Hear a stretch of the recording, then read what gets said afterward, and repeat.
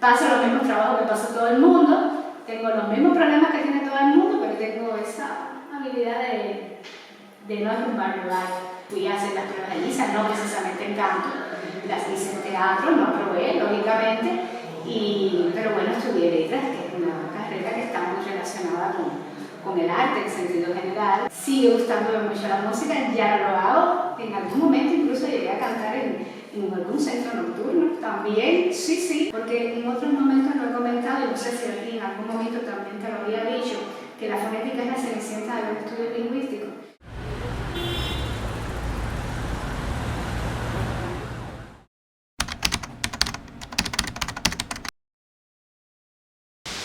El pasado 28 de febrero, Madeleine ingresó a la Academia Cubana de la Lengua como academia correspondiente. Hoy tenemos una entrevista súper interesante, donde nos va a contar sobre su vida profesional, sus logros y bueno, también un poquito de ella. Acompáñenme para conocerla. Quédense.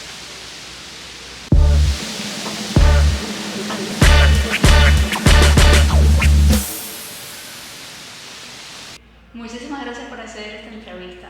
Mi primera pregunta es, ¿qué pasó cuando recibiste la noticia de que ibas a ingresar como académica correspondiente a la Academia Cubana de la Lengua? ¿Cómo te sentiste? Bueno, mira, esta es una noticia que yo recibí con mucha alegría, pero además muy sorprendida, porque yo nunca en mi vida imaginé que en algún momento yo fuera a ser elegida para formar parte de la Academia Cubana de la Lengua. A pesar de que yo sé que llevo años trabajando en investigación y realmente nunca lo imaginé. Esto yo lo supe hace algún tiempo, porque el proceso de elección para académicos a la Academia Cubana de la Lengua es un proceso largo, que tiene todo un protocolo que está establecido en los estatutos de la Academia. Y lógicamente cuando me eligieron, cuando me propusieron para formar parte de la Academia, fue la primera noticia que recibí, que me iban a proponer.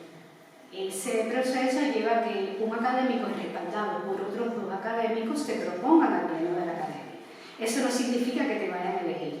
Entonces, cuando yo recibí la noticia, esa fue la primera noticia, ya hace unos cuantos meses, hace casi un año, esa fue la primera noticia que yo recibí, que iba a ser propuesta al pleno de la Academia. Lo cual me sorprendió muchísimo, tuve que enviar mi currículum y en aquel momento no me hice muchas ilusiones. Para mí era un gran reconocimiento que determinadas académicas decidieran proponerme al pleno de la Academia. Y un buen día, pasó un tiempo, pasaron unos meses y un buen día recibí por WhatsApp la noticia de que, la felicitación de Ana María González Mafuz con la noticia de que había sido votada por unanimidad en el pleno de la Academia. Eso a mí me sorprendió muchísimo. Mi primera reacción fue decirlo con mucha euforia a mis amigos, a mis colegas más cercanos, y le pregunté de manera inmediata, ¿y lo puedo divulgar? Y me dijeron, ¿cómo no? Y ahora sí es una noticia. Realmente yo me sentí muy conmovida, muy orgullosa de mí misma, del trabajo que había podido hacer y de saber que este trabajo estaba siendo reconocido por una institución de tanto prestigio. En el discurso de ingreso a la Academia mencionaste a dos profesores fundamentales, Manuel Costa Sánchez y Raquel García Riverón, porque dijiste que fueron quienes te hicieron descubrir esta rama de la lingüística. Pero yo quiero saber qué pasó antes. ¿Tenías alguna otra inclinación o preferencia? Sí, cómo no. Desde que yo empecé a estudiar letras, yo siempre me incliné por los estudios lingüísticos. Pero no fue la fonética lo que primero trajo mi atención, sino la gramática. Yo soy una letrada que de manera singular tengo un gusto por el pensamiento lógico, más por el razonamiento que por lo memorístico. Y entonces me gustaba mucho la gramática porque me ayudaba a aprender cómo funcionaban las estructuras de la lengua. Y siempre soñé con ser profesora de gramática. Sin embargo, yo estaba consciente de que yo me había quedado en el Departamento de Lingüística y Literatura para ser profesora de fonética. Porque en otros momentos lo he comentado, y no sé si a ti en algún momento también te lo había dicho, que la fonética es la cenicienta de los estudios lingüísticos. Es una rama de la ciencia lingüística muy compleja de estudiar, que se requiere de mucho trabajo, de mucho esfuerzo para obtener un resultado pequeñito. Y eso ha hecho que los investigadores no se hayan inclinado tanto hacia el estudio de estas ramas. Igual teníamos en la docencia un vacío también en la formación de docentes en esta área, y yo estaba consciente de que yo me había quedado en ese departamento para la fonética. Tuve la fortuna de contar contar con Manuel Costa Sánchez, que había sido un eminente profesor de fonética en esta universidad, pero que ya estaba jubilado, incluso no me dio clases a mí.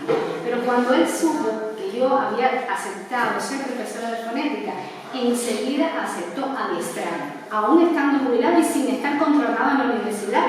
Él accedió a adiestrarme en esa asignatura. Y bueno, todavía recuerdo sus consejos cuando él me decía: yo no vengo a enseñarte teoría, la teoría está en los libros, esa te la estudias tú sola, yo vengo a enseñarte a ser una profesora de fonética.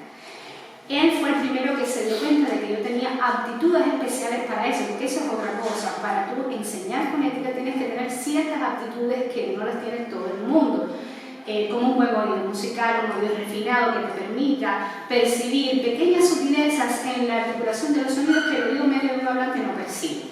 Y él inmediatamente se dio cuenta de que yo tenía esa actitud. Bueno, yo recuerdo que nos íbamos para los lugares más insospechados, para la biblioteca provincial, para la emisora de radio, que eran lugares que nosotros conseguíamos para trabajar, porque yo trabajaba aquí propiamente en la universidad y en ocasiones me hacía pasar algunas vergüenzas porque se olvidaba de que estábamos rodeados de personas y me obligaba, me decía: tienes que mover la lengua, porque el profesor de fonética tiene que saber poner la lengua donde va y tiene que articular cómo va. Y entonces esos son recuerdos que yo tengo muy grandes. La entonación vino después. No, yo empecé dando clases de fonética, me apasionó desde el principio, que empecé a darla, pero la entonación vino después. Vino cuando yo en el año 2003 fui a La Habana a estudiar la maestría en lingüística hispánica, y allí, a través de la profesora Janita, profesora nuestra del departamento, me dijo: si tú quieres ser una buena profesora de fonética y tú quieres investigar en esta área del conocimiento, tienes que conocer a Raquel García Rivera, que es la entonóloga más importante que tiene este país. Y así me encontré con esta gran figura que lamentablemente tuvimos la desdicha de perder hace muy pocos días, y una persona que me acompañó por más de 2 décadas durante mi formación. Yo todavía recuerdo la primera vez, el primer lugar donde nos encontramos. Yo parecía una conejita asustada porque me impresionaba sobremanera aquella figura, aquella persona que tenía tanto renombre y que además desde que empezaba a hablar era aplastante el conocimiento que tenía. Era realmente abrumador oírle hablar porque era un conocimiento teórico deslumbrante lo que tenía. Debo confesar que los primeros encuentros con ella yo no entendía prácticamente nada de lo que me estaba hablando, pero yo no sabía mi empeño de seguir, porque a mí me gustaba mucho. Recuerdo que ella también me trató con mucha humildad, porque me pidió mi trabajo de diploma para saber lo que yo estaba haciendo, y yo se lo entregué, y para dentro de mí pensé: esta mujer va a encontrar esto que es un verdadero desastre, porque era mi trabajo de diploma. Sin embargo, lógicamente estoy convencida de que ella encontró muchísimos problemas en el trabajo de diploma, pero fue incapaz de decirlo. Ella, todo lo contrario, me dijo: este tema que has trabajado hasta ahora, que era de gramática, no era de fonética, claro que sí, le podemos encontrar una salida para los estudios prosódicos, porque la prosodia está en todo. Y la prosodia es un fenómeno del lenguaje que interactúa con todos los niveles, de manera que lo que tú has hecho hasta ahora no ha sido por gusto. Esto lo vamos a aprovechar y vamos a comenzar los estudios prosódicos por aquí precisamente. Y ese fue el tema, así comencé con mi maestría y fue el tema que llevé hasta el doctorado, precisamente. Ahora quisiera hablar de tu lado más artístico. Me dijiste que tenías un don especial por la música. Yo heredé eso de mi familia, de mi madre. Mi madre era muy buena cantante y mi tía también. Tenía muy buena voz, incluso cantaron profesionalmente.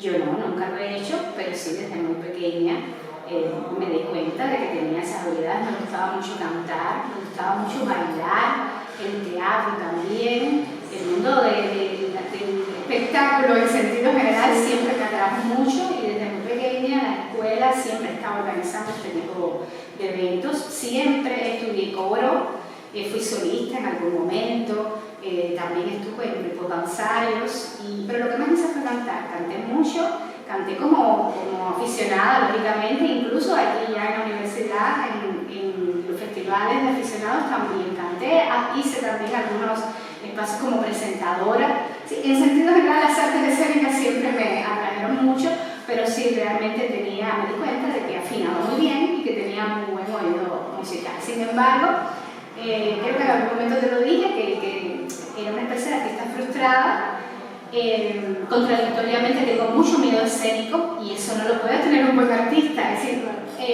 yo creo que ese fue el motivo por el que nunca me pude dedicar a las artes escénicas, porque tenía miedo escénico. Sí, me da mucho temor pararme delante de un público, no delante de un aula ni un auditorio para dar clases, pero sí delante de un público para actuar, para cantar y demás, y eso de alguna manera tronchó mi carrera profesional en ese sentido, pero sí fui a hacer las pruebas de LISA, no precisamente en canto, las hice en teatro, no aprobé, lógicamente, pero bueno, estudié letras, que es una carrera que está muy relacionada con el arte en sentido general, con las ciencias humanísticas, y eso me permitió desarrollarme de algún modo. Y la música, lógicamente, sigue gustándome mucho la música, ya lo hago, en algún momento incluso llegué a cantar en algún centro nocturno, también, sí, también, yo hice mis incursiones en todos los espacios, pero nunca realmente me dediqué profesionalmente a eso. Sigo cantando, pero ya lo hago en mi casa,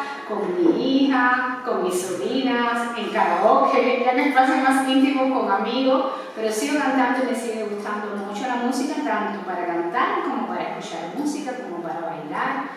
Es algo que me gusta mucho realmente. En la última parte del discurso mencionabas cómo este campo de investigación se puede aplicar y puede nutrir otras ramas. ¿Cuál es el impacto práctico de las investigaciones en la prosodia, la entonación? La entonación es uno de los recursos expresivos más importantes del lenguaje. No es porque yo me dedique a eso, sino porque realmente lo es. Porque, como mi profesor Manuel Costa me decía, nadie puede hablar sin entonar. Tú como hablante puedes elegir, voy a usar una palabra o no, voy a usar esta voz, voy a usar esta estructura gramatical o no voy a usar esta estructura gramatical, pero no puedes elegir usar entonación o no. Siempre que hablas, acompañas lo que dices con determinada musicalidad. Por lo tanto, la entonación siempre interactúa con el lenguaje verbal en todos los contextos. Por eso es tan importante a la hora de la expresividad propiamente del lenguaje. Y por otra parte, porque la entonación contribuye a destacar un nivel de información que muchas veces no está en lo que se dice, sino que está en lo que se sugiere, en lo que se quiere decir. Entonces, por eso la entonación es tan importante, por eso tiene tantos campos de estudio y por eso se aplica a muchas áreas del conocimiento. Yo mencionaba algunas de estas áreas, en algunas hemos tenido alguna exploración, en otras no, nos gustaría, pero realmente hace falta brazos para poder echar adelante todo lo que queremos hacer, porque ya te digo, es un tema muy complejo de estudiar, hace falta muchos investigadores, equipos de investigación para hacerlo. Pero sí, hay un área que es la lingüística clínica, la fonética clínica específicamente, muy sensible, apasionante, donde la entonación tiene un papel fundamental. Estuvimos precisamente hace algunos años trabajando con niños sordos con implante coclear que están rehabilitándose en el lenguaje. Son niños que padecieron sordera profunda, recibieron por una intervención quirúrgica un implante coclear, un implante de la cóclea y tienen que empezar a hablar y aprender a hablar. Y dentro de todos los recursos que el niño aprende también la entonación. Entonces, conocer la entonación de una lengua, los patrones fundamentales de entonación de una lengua, cómo se oyen, cómo se reproducen y qué valores tienen es fundamental a la hora de rehabilitar el lenguaje en estos niños. Y por eso nosotros en esos años, que fueron alrededor del año 2008 aproximadamente, estuvimos en el Centro Internacional de Salud La Pradera en La Habana, donde se atendían niños no solamente cubanos, sino también niños de otros países, y había allí un centro de logopeda, la Casa 6, el centro de logopeda, que atendía precisamente a todos los niños del país que tenían implante coclear. Y ahí estuvimos intercambiando con los logopedas, con los logofoniatras del centro, y recibieron con mucho agrado los conocimientos que nosotros les estábamos transmitiendo, porque independientemente de que para todos en salud pública es una verdad casi de perogrullo que es necesario equipos interdisciplinarios, la práctica no siempre es así. Y entonces el médico trabaja solo y muchas veces no tiene las herramientas que le puede proporcionar el lingüista. Hay muchas enfermedades de trastornos del habla que tienen que ver con déficit prosódicos y déficit precisamente de uso de la entonación y que solamente son posibles de diagnosticar cuando se tiene un conocimiento que le proporciona la ciencia, en este caso la ciencia lingüística. También, bueno, para la enseñanza de lengua, es muy importante, porque cuando uno enseña la lengua, no solamente basta con enseñar las estructuras, hay que saber usar las estructuras de la comunicación y hacerlas efectivas. Y ahí es cuando entra la parte de la comunicación oral, de cómo usar una determinada estructura en un acto de habla, con una entonación, con una gestualidad, para que llegue a la intención comunicativa que queremos lograr y en definitiva lograr los propósitos de la comunicación. Y en ese sentido, la enseñanza de la entonación es también muy importante, porque muchas veces en los manuales de enseñanza del español solamente se quedan en la enunciación y la interrogación. Y la entonación es mucho más que eso. Nosotros damos una cantidad de matices expresivos, la amenaza, la advertencia, el ruego, la obviedad, las llamadas, hay distintos tipos de llamadas. Todo eso tiene patrones de entonación distintos. Y es importante conocer todos esos patrones para poder enseñar correctamente la lengua. Y así te puedo hablar también, por ejemplo, para la formación de los actores. Es fundamental. Porque cuando, sobre todo los actores de radio, que todos los matices los tienen que dar con su voz, todos los matices expresivos los tienen que dar con su voz, y si conocieran todos los patrones entonativos de su lengua y cómo se usan esos patrones entonativos, sería mucho más fácil para el director de una radionovela orientar a sus actores y pedirles con exactitud el matiz que quieren que den con la voz, porque hay patrones para todos esos matices. Entonces, esto que está haciendo hasta ahora empíricamente, que yo sé que se hace y se logra muy bien en las escuelas de locución, en las escuelas de actuación, se puede hacer mucho mejor si se tiene el conocimiento científico de eso. Incluso hasta en el guión. Si nosotros sabemos el patrón que en Cuba da el ruego, por ejemplo, o el patrón que en Cuba da que algo es muy evidente o que algo tiene mucha obviedad, si el director de la radionovela lo conoce y sabe ese patrón, se lo puede poner en el guión al actor y decir: yo quiero que tú me des este patrón, no otro, porque este es el que yo quiero que tú uses aquí. ¿No? Y no se lo tiene que describir de manera empírica, se lo puede poner, pero tiene que haber un conocimiento de base de todo eso, ¿no? De cuáles son los patrones, de cómo suenan en el español de Cuba, porque tenemos patrones que suenan de modo distinto, incluso al español de España, como la propia pregunta, por ejemplo. Nosotros diríamos: ¿vas a la playa? Y los españoles dirían: ¿vas a la playa?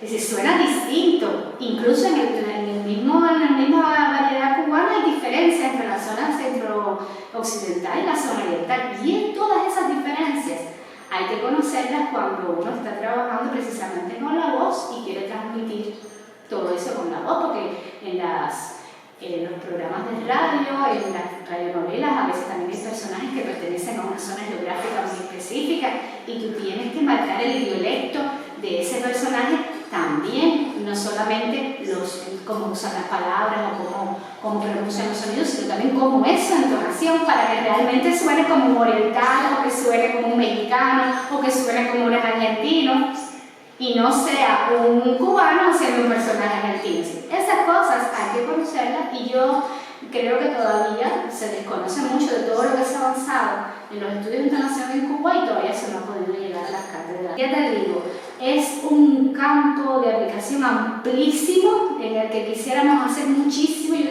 tengo muchísimas ideas, muchos deseos de hacer, y ojalá que al menos algunos de estos proyectos nosotros podamos darle curso. Algunos lo hemos hecho ya, pero ojalá pudiéramos en algún momento tener resultados más sólidos en todas estas áreas. Me gustaría saber cómo has logrado tanto en tu carrera profesional. Yo soy incansable, quiero decir, no me gusta mucho trabajar. Yo te lo decía a ti, yo no soy mucho de entrevistas y eso, yo soy de trabajar, yo soy una obrera.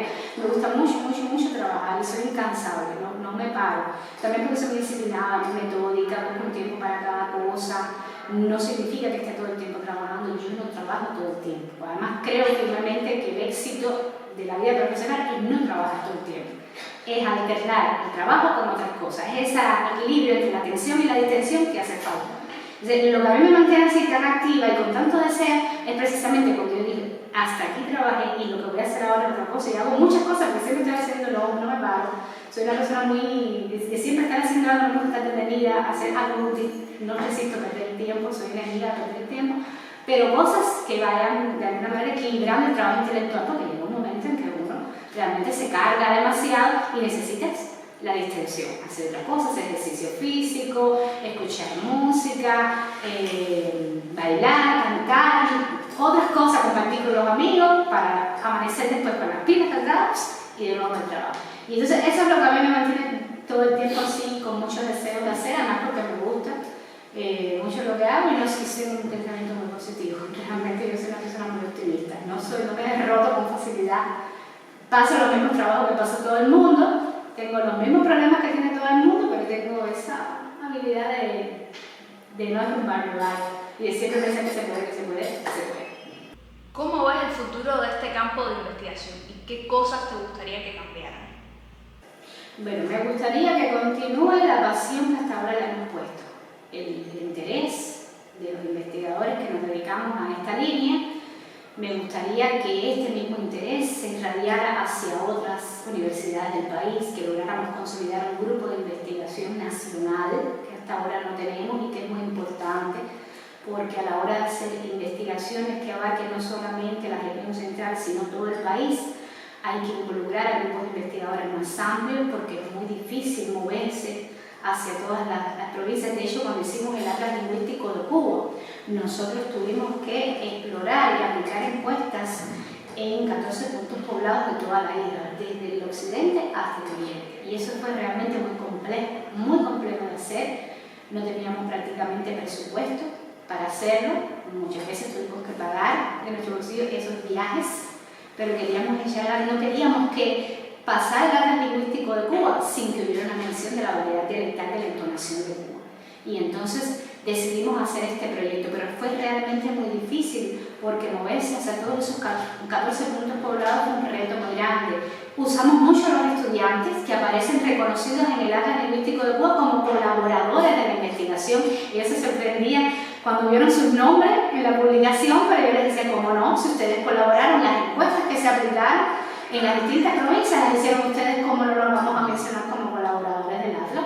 Pero realmente hace falta muchos brazos, como te decía, hace falta muchos investigadores y a veces hasta presupuesto para poderse mover. Y todo eso lleva tiempo en el lugar, alojamiento, es decir, lleva un presupuesto que muchas veces no tenemos los investigadores. Entonces eso se resuelve a veces, cuando no tienes la parte económica, no tienes el presupuesto, se resuelve con recursos humanos.